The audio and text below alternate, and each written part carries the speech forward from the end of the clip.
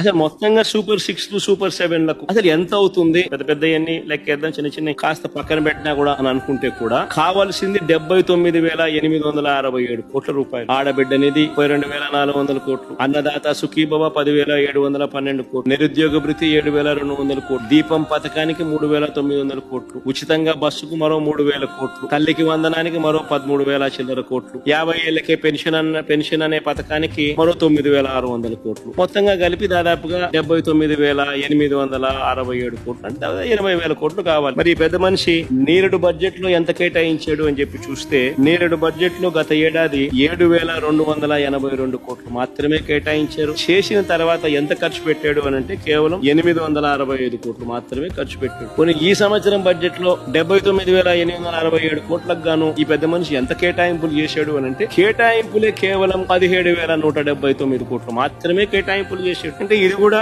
ఎలాగో మోసం చేయడమే కదా అనే పద్ధతిలో జరుగుతా ఉంది. బాబు షూరిటీ, మోసం గ్యారంటీ అన్నదానికి నిదర్శనాలు ఇవన్నీ.